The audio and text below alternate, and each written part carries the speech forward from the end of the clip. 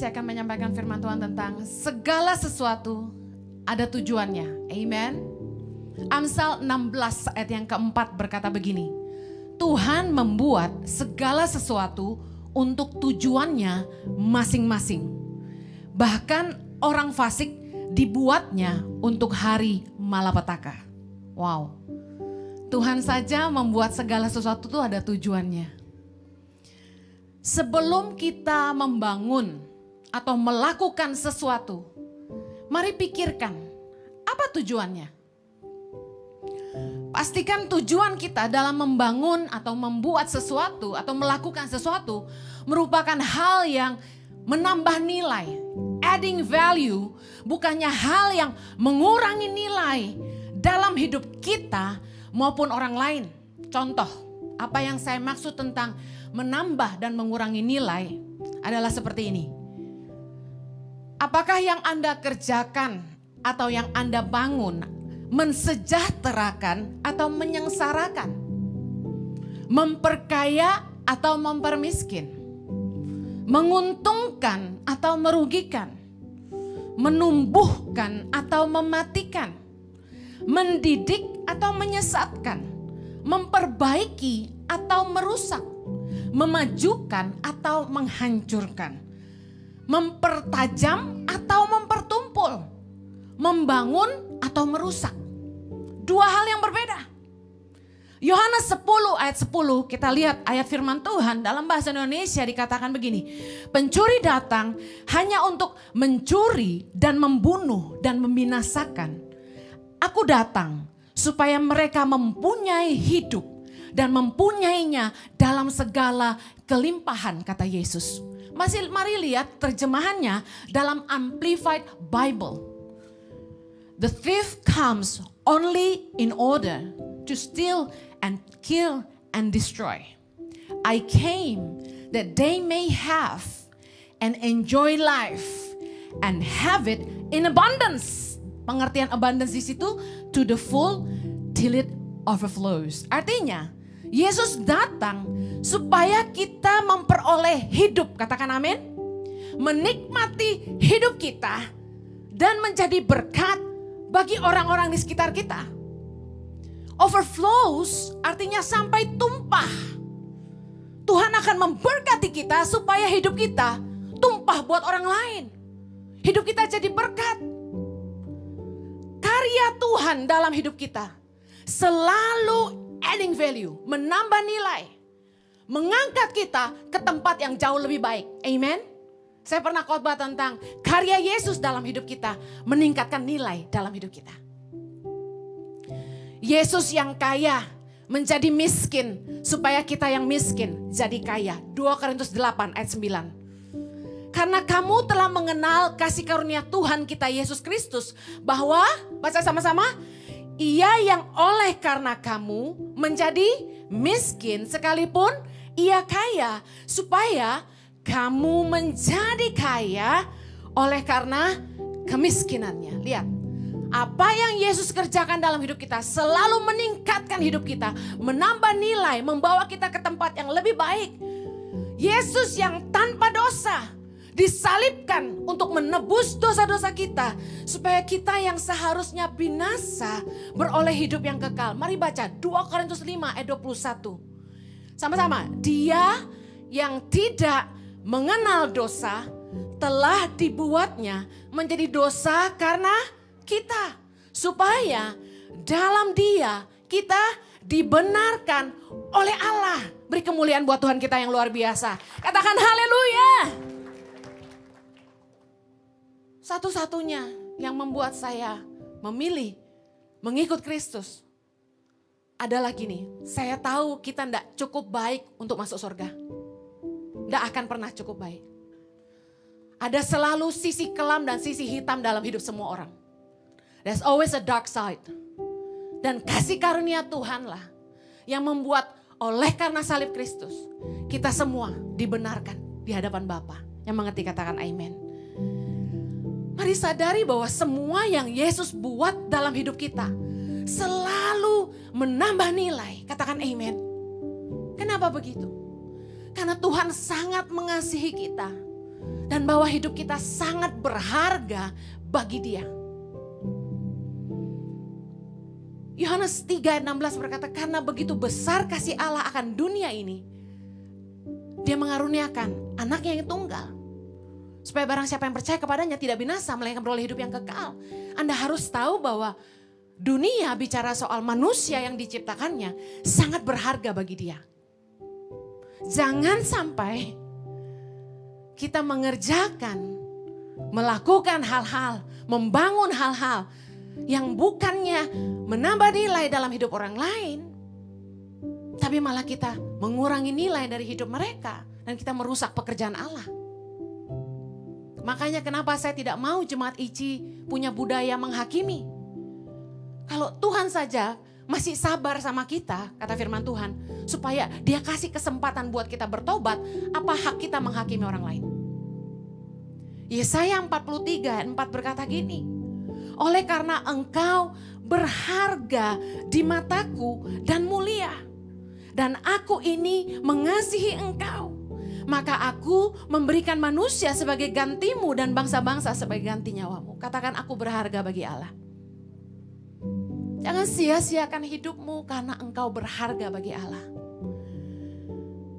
Pastikan ketika Anda membangun sesuatu, melakukan sesuatu, bertanyalah pada dirimu, apa tujuannya? Apakah yang saya lakukan ini menambah nilai, bukannya mengurangi nilai dalam hidup saya dan orang lain? Bukan hanya bicara orang lain, tapi bicara hidup kita. Karena kita berharga. Saya akan akhiri dengan 4 contoh dalam kehidupan. Yang pertama, apakah pergaulan Anda, orang-orang di sekitar Anda hari ini menambah nilai atau mengurangi nilai dalam hidup Anda? Mazmur 1 ayat 1 berkata gini, berbahagialah orang yang tidak berjalan menurut nasihat orang fasik, yang tidak berdiri di jalan orang berdosa, dan yang tidak duduk dalam kumpulan pencemooh. Dikatakan berbahagialah. Adding value berarti gini, hidup kita jadi bahagia. Anda ingin bahagia, angkat tangan. Kata firman Tuhan, Mazmur 1 ayat 1 bilang ini, kalau Anda ingin berbahagia, jangan berjalan menurut nasihat orang fasik. Siapakah orang fasik? Orang yang tahu kebenaran tapi tidak mau menghidupi. Coba pintar menghakimi. Yang tidak berdiri di jalan orang berdosa. Anda ingin berbahagia? Jangan bergaul sama orang-orang berdosa dan mengikuti cara-cara hidup mereka. Anda ingin berbahagia? Jangan duduk dengan kumpulan pencemooh. Anda mau lihat apakah hidupmu hari ini dikelilingi oleh orang-orang yang menambah nilai atau mengurangi nilai dalam hidupmu? Simple. Apakah Anda lebih bahagia bersama mereka? Apa mereka membuat Anda menderita? Contoh, morotin Anda. Membuat Anda jadi hidup tidak berkualitas. Membuat hidupmu lebih banyak ngabisin waktu untuk hal-hal yang sia-sia. Saya jarang hangout, honestly. Gak ada waktu. Kalau saya punya waktu free, saya lebih baik sama anak saya. Karena anak saya yang paling sering dikorbankan karena pelayanan saya. Saya tidak ke salon. Saya panggil orang gunting rambut ke rumah. Gak ada waktu buat pergi aja. Jadi saya sangat hitung waktu saya. Beberapa waktu kami mulai punya gereja ini, ICI. Salah satu pengerja bilang, haruslah sekali-kali fellowship sama pengerja, katanya gitu.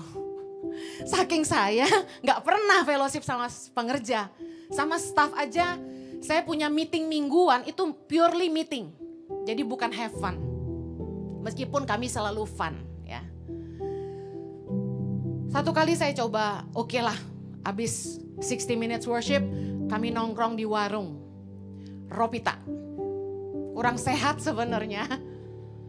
Karena gak pernah saya kalap makan begituan. Roti bakar, coklat keju, itu makanan kesukaan waktu SMA kata suami saya. Indomie goreng pakai telur dan kornet gitu ya. Pada lapar ya. Kemudian apalagi nasi uduk, ya kan? Dosa. Sate Padang dan teman-temannya. Ada yang diet pesennya sate taichan. Saya kurang suka, rasanya kurang enak untuk saya. Saya makannya yang agak kurang sehat. Sikat. Terus ada yang ngeracunin lagi. Ciheni, Hen, jus alpukat ya. Oh itu musuh itu kalau orang diet, saya bilang. Dia bilang lu cobain sesendok. Waduh, ini jahat ini. Mereka sayang sama saya tapi mereka mencobai saya. Udah tahu punya gembala harus kurusin badan. Pandemi telah menambah terlalu banyak dalam hidup saya. Beda kan di YouTube ya.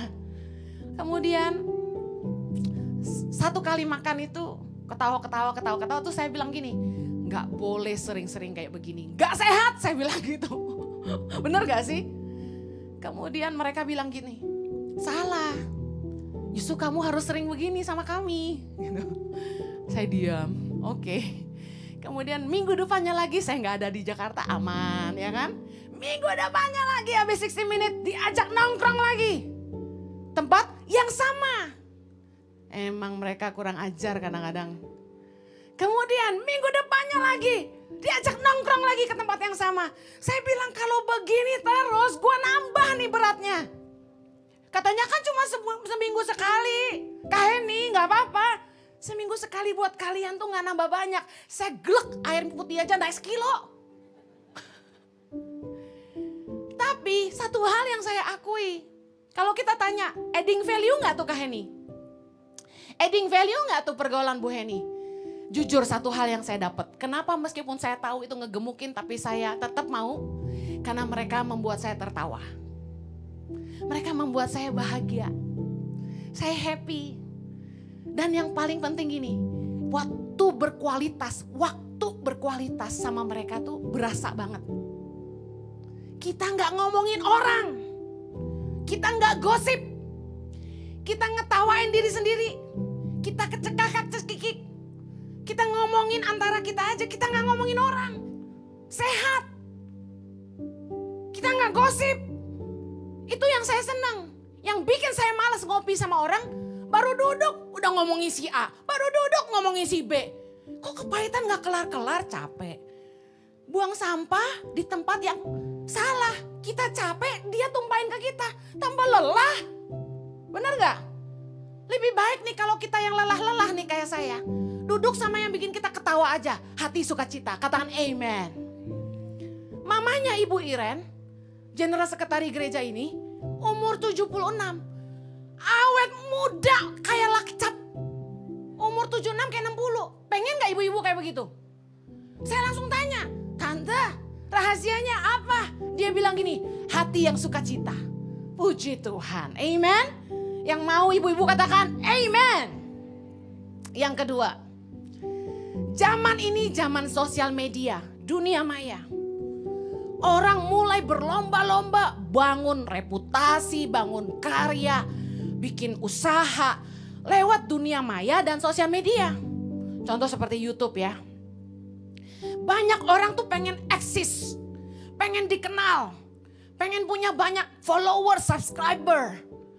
Tetapi tahukah Anda, kalau Anda ingin terkenal, Anda ingin dikenal, Anda akan punya yang namanya pengaruh, katakan pengaruh. Semakin Anda terkenal, Anda semakin punya pengaruh. Pengaruh itu didapat dari 4 ya. Yang pertama kekayaan, yang kedua jabatan, yang ketiga ketenaran, yang keempat dampak. Semakin seseorang terkenal, semakin luas lingkar pengaruhnya. Nah, sebagai orang yang jadi public figure, kita nggak bisa bilang hidup gua, suka gua, jangan kepoin gua. Kita nggak bisa gitu. Karena ketika Anda milih untuk eksis dan dikenal orang, ada tanggung jawab yang mengikuti Anda. Tingkah lakumu, perkataanmu, hidupmu, bahkan cara berpakaianmu akan disorot oleh orang banyak dan diikuti, dicontoh oleh para followersmu. Saya pernah satu kali beli tas murah untuk pergi ke luar. Saya foto pakai tas itu, taruh di dada. Langsung ditanya orang di Instagram, saat itu juga, Bu Heni itu jualannya Tangan Pengharapan gitu. Waduh, kayaknya saya pakai apa juga dibeli orang, cucok ya. Katanya gendut-gendut gini body display. Jadi Ibu Heni gak boleh pakai baju sendiri, katanya harus pakai baju jualan Tangan Pengharapan. Biar orang beli. Nah kalau saya khotbah gini saya masih minggir dikit supaya orang sempat capture. Cet, pengen beli yang kayak Bu Heni ya.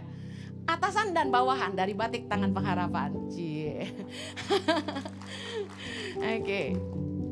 Banyak orang pengen terkenal tapi mereka gak ngerti bahwa dikenal itu punya tanggung jawab. Apa tanggung jawabnya? Anda punya tanggung jawab untuk memberi teladan yang baik. Menebar inspirasi positif yang membangun dan bukan mengacaukan, apalagi membuat kerusuhan. Pengaruh Anda membuat suara Anda didengar orang. Jangan pernah melemparkan kata-kata yang memprovokasi kekacauan. Amsal 29 ayat 8 berkata gini, pencemooh mengacaukan kota, tetapi orang bijak meredakan amarah. Lihat aja tuh akun-akun yang memprovokasi, yang bikin ribut. Adalah orang-orang yang pencemooh, sukanya ngomongin orang. Ngapain? Bahkan mengeluh pun di sosial media saya rasa enggak perlulah. Kadang-kadang lebay banget di Facebook orang tulis stres. Ngapain? Pertama, who cares? Kedua, yang ada orang yang sebel sama lu jadi seneng. Punya masalah soal suami, gak usah posting-posting. Yang ngiri sama kita, yang sebel sama kita, tepuk tangan. What for? 1 Korintus 14 ayat 33, sebab Allah tidak menghendaki kekacauan tetapi damai sejahtera. Mari kalau Anda itu punya akun sosial media, seberapapun followersnya, Anda punya tanggung jawab. Lepaskan perkataan yang baik, yang membangun, yang menginspirasi, memberi semangat. Kalau Tuhan tuh kasih kita kesempatan untuk beri pengaruh dalam hidup orang lain, pastikan kita bertanggung jawab dengan itu. Katakan amin. Yang ketiga, kalau Tuhan itu mengaruniakan kepada Anda kekayaan, sehingga Anda bisa membangun sebuah usaha, pastikan Anda ngerti tanggung jawab Anda. Jangan hanya cari keuntungan diri sendiri, tapi Anda harus memastikan produk yang memperkaya Anda juga mensejahterakan orang lain. Pastikan apa yang Anda bangun, sekali lagi menambah nilai dalam hidup orang lain, bukan merugikan mereka. Jangan pernah mengorbankan orang lain untuk memperkaya diri sendiri. Amen. Ingat, hidup di dunia ini sementara. Apalagi, maaf, yang udah senior. Udah jangan gila harta lagi. Suatu hari kita semua akan masuk ke dalam kekekalan yang selama-lamanya. Jangan hanya memperkaya diri di dunia yang sementara. Baca sama-sama apa yang Yesus katakan. Yohanes 6 ayat 27. Sama-sama yuk. Bekerjalah bukan untuk makanan yang akan dapat binasa, melainkan untuk makanan yang bertahan sampai kepada hidup yang kekal, yang akan diberikan anak manusia kepadamu. Sebab dialah yang disahkan oleh Bapa Allah dengan meterainya. Kalau Anda diberkati Tuhan dengan kekayaan, jangan menindas orang lemah. Jangan memperdaya orang lain. Jangan memanipulasi orang lain untuk memperkaya diri sendiri. Kok ya ada tega-teganya orang itu jualan makanan yang tidak baik untuk kesehatan orang. Bikin produk lipstik yang bikin kanker. Ada aja. Manusia kalau udah serakah mengorbankan sesama. Yang terakhir, kalau Tuhan itu mengaruniakan kepada Anda pasangan hidup dan keturunan, Anda harus tahu bahwa Anda harus bertanggung jawab atas hidup mereka. Orang tua harus jadi teladan bagi anak-anak mereka. Baik anak-anak rohani maupun anak-anak jasmani. Memilih jadi gembala dituntut keteladanan. Hati-hati dengan apa yang kita ajarkan kepada anak-anak kita. Jangan sampai kita menyesatkan mereka. Matius 18 ayat yang ke-6 berkata, barang siapa menyesatkan salah satu dari anak-anak kecil ini yang percaya kepadaku, lebih baik baginya jika sebuah batu kilangan diikatkan pada lehernya, lalu ia ditenggelamkan ke dalam laut. Ngomong kasarnya gini ya, lu nyesatin orang lu mati aja, betul nggak? Ini halus aja bahasanya. Tuhan tuh gak suka orang-orang tuh disesatkan. Sebagai seorang papa, Anda punya tanggung jawab untuk menjadi sumber. Makanya Anda dipanggil Aba. Aba itu artinya sumber. Anda harus jadi imam bagi istri dan anak-anakmu. Jangan tiap malam buat doa keluarga aja harus istri yang manggil-manggil kamu. Sebagai imam tuh punya inisiatif ngajak anak dan istri doa. Apa susahnya? Ngerti tanggung jawab, kerjakan saja. Kadang-kadang istri udah teriak sampai 5 kali, masih main HP aja. Sebagai mama, Anda punya tanggung jawab untuk menjadi penolong bagi suami Anda. Bukannya ngerongrong suami Anda. Banyak perempuan, banyak maunya, tapi gak mau bantu suaminya. Alasannya gak bisa kerja. Habisin duit aja. Tanggung jawab Anda sebagai mama, merawat dan membimbing anak-anak Anda. Itu bukan tugas suster Anda. Anak itu cuma dititipkan sementara Anda kerja. Setelah itu tetap tugas membimbing anak Anda adalah Anda. Saya tidak izinin siapapun adding value ke anak-anak saya. Neninya, pembantu, gak usah ikut campur. Saya yang ngajar anak saya. Kadang-kadang punya neni sok pinter ngajarin yang gak bener. Anda harus hati-hati loh. Tahu-tahu anakmu udah pinter nyanyi dangdut daripada lagu rohani. Anakmu tahu-tahu masih kecil-kecil udah nyanyinya lagu patah hati. Sakitnya tuh di sini kata gitu. Bangga, anak gue loh di videoin TikTok. Anak gue pinter dangdutan kata gitu. Emaknya ngajarin apa? Kalau sustermu, pembantumu bicara jauh lebih dalam kepada anakmu dari dirimu, Anda yang salah. Makanya disuruh kerja gak bisa. Tapi ninggalin anak terus. Pergi happy-happy sama teman, nongkrong kafe sana sini, makan restoran sana sini. Boleh lah, shopping sana sini boleh lah. Tapi kalau di jam-jam anak udah pulang sekolah, Anda harus di rumah. Saya atur meeting saya, jangan ketemu makan siang. Bukan saya pelit, saya mau makan sama anak saya. Pak, saya pastikan makan malam saya di rumah. Kadang-kadang sebel kalau orang gak mau ngerti gitu loh. Bukan kita gak mau. Tugas kita di hadapan Tuhan, tanggung jawab itu. Saya kasih tahu, bukan ribuan, tapi 2-3 domba di rumah. Itu tanggung jawab pertama. Tugas seorang mama menghantar anak-anaknya untuk bisa jadi mandiri. Bisa siap keluar dari rumah. Banyak orang punya anak banyak tapi nyanyiin anak mereka. Sementara banyak orang yang sangat pengen punya anak. Jujur ya, kadang-kadang saya kalau ngelihat orang yang pengen punya anak, saya tuh terbeban doain. Tapi kok gak dikasih-kasih sama Tuhan tuh saya gak ngerti gitu loh. Tapi kan kita harus ngerti bahwa hidup ini kan kehendak Tuhan. Kalau memang Tuhan gak kasih ya sudahlah. Tapi saya selalu berdoa buat pengerja yang belum punya anak. Saya selalu doa buat mereka. Saya terus doain. Tapi saya temukan, maaf ya ini nggak ingin menghakimi. Orang-orang yang nggak dikasih anak sama Tuhan, beberapa saya temukan memang kurang suka anak kecil. Kalau Tuhan percayakan, tapi kita nggak bisa ngurusnya, mungkin lebih baik kita jangan punya anak, menurut saya. Yang kasihan gini, anak-anak itu justru diberikan kepada orang-orang kebanyakan yang menyia-nyiakan mereka gitu loh. Tuhan, why gitu. Sometimes ya, banyak hal di hidup ini yang jadi misteri yang cuma Tuhan yang bisa jawab, bener gak? Banyak orang yang menyia-nyiakan pasangan hidupnya. Punya istri baik disia-siain. Punya suami baik ya disia-siain. Gak dihargain. Sementara di luar sana banyak sekali jomblo yang ngebet nikah. Kepala 3, kepala 4. Mereka minta didoain sama saya, minta dikenalin sama saya. Saya juga udah putus asa. Apalagi mereka.